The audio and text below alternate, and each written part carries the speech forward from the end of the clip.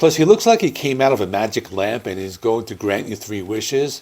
But despite this, it's still a good song. Today I'm talking about Here Be Dragons by Avantasia, released on February 28, 2025. This is their 10th album. If you didn't know, this is a German supergroup, or in other words, it's a metal opera project that was created by Tobias Sammet.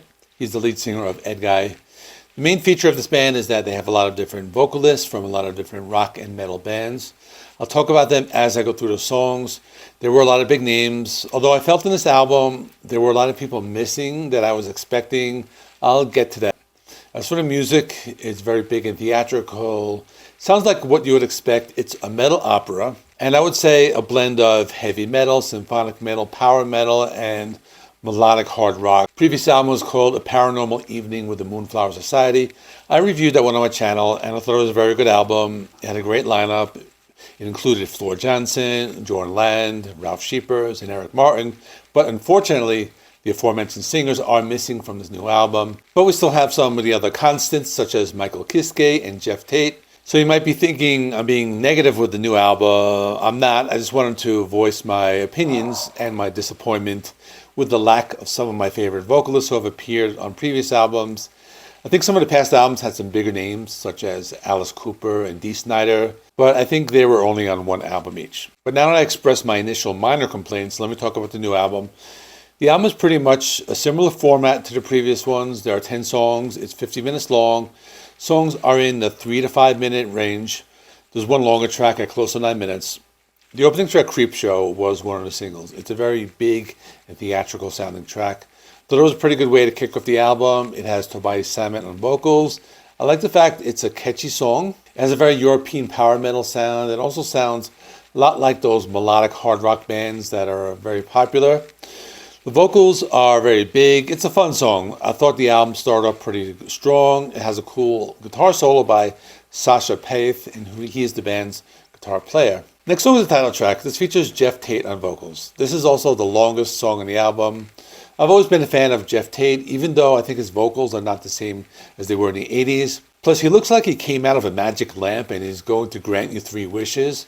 But despite this, it's still a good song. I felt that it was a little polished. I thought it had this 80s style AOR sound. The track has keyboards that are mixed up in the front. I was wanting more of a guitar sound, but they make up for that sometime around the middle when they play the first guitar solo. I think the song gets better as it moves along, as there was part in the middle of the song that kind of reminded me of Whitesnake's Still of the Night. But in all honesty, I think Geoff Tate still sounds pretty good. Another positive is that the song does not feel too long. I feel they make good use of the longer runtime, as there were different peaks and valleys and lots of different emotions that are expressed in the song. After this is The Moorlands at Twilight. This one has Michael Kiske from Halloween. Now, out of all the guest vocalists on this album, he's my favorite. I like the song as it's more of a typical power metal sounding song with faster drum beats, but it also has the same type of theatrical quality that the rest of the songs have and what you would expect from this album.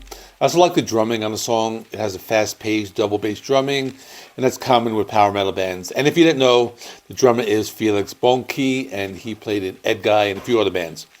I thought it was one of the better songs. There's more of a focus on the guitars and the drums, so for that reason, I like this one a little better than the first 2 tracks. The next one is called The Witch. This one has Tommy Karevic. He's a vocalist for Camelot. I thought it was more of a melodic AOR type of song. It was more of a keyboard-oriented song. I still liked it. I like the fact it has an almost darker and creepier tone, as if they're introducing more of a dramatic scene in the story. Sounded a lot like melodic hard rock, as I mentioned before. I like the song.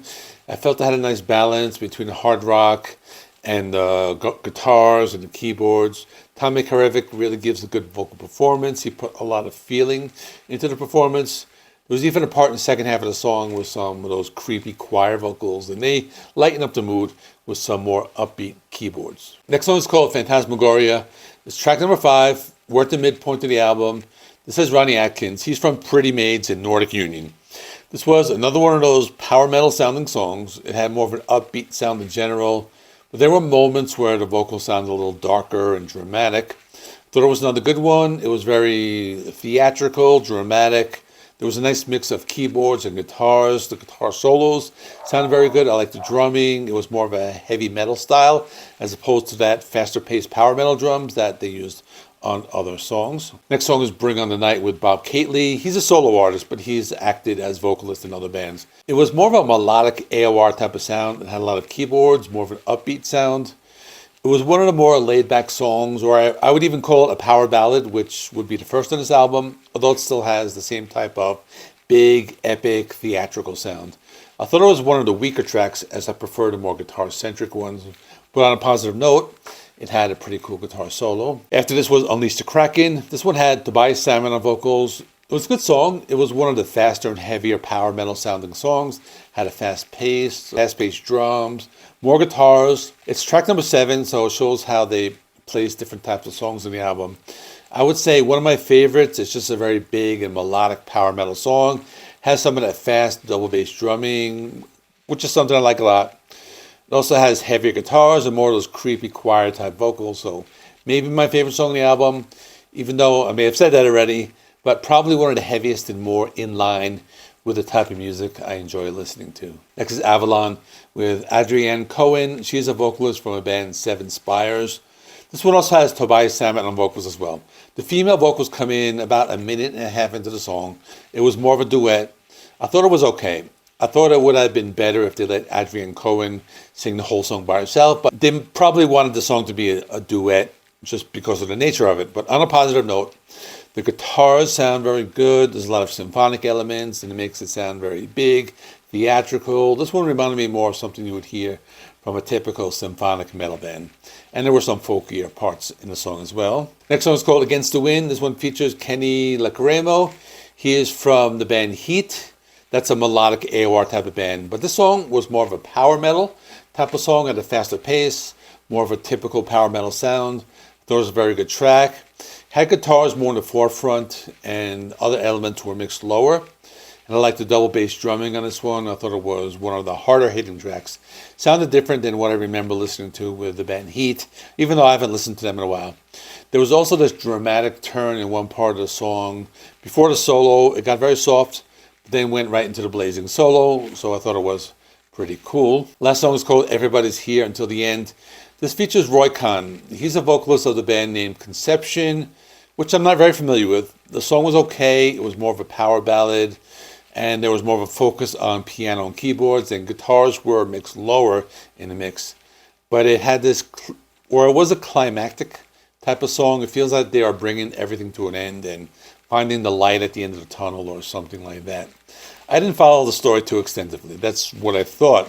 The guitar solo was pretty good. It reminded me of something you would hear in a typical power ballad in the 80s. So in conclusion, I have a few positive things and a few negative ones. As for the negatives, I thought the album is missing something in terms of vocalists. I know there were a lot of the same people who are on most albums, like Michael Kiske and Geoff Tate, but I also felt they were lacking some of the regulars, like Jorn Lend and Ralph Scheepers and many others. But that's just my personal preference. There are a lot of vocalists on the album I was unfamiliar with. I also thought a lot of vocals had a similar style. So if you're not familiar with a different vocalist, you might think it's the same person singing on every song. Although that wasn't the case for every song, as there are a few vocalists, such as Geoff Tate, who have a very distinctive voice. As for the positives, the album was very cohesive and consistent. They didn't stray from the formula, as they're giving you what you would expect from the band. There's a lot of variety on the album. Some songs were more power metal, some are more symphonic metal, others are more melodic hard rock.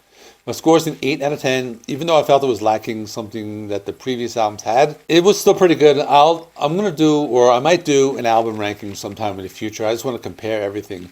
I think this one might actually rank a little lower, but I have to listen to everything first. But thanks for watching. Check out my review of the previous album, A Paranormal Evening with the Moonflower Society. Stick there right there. Please give the video a like. It helps me with the YouTube algorithm.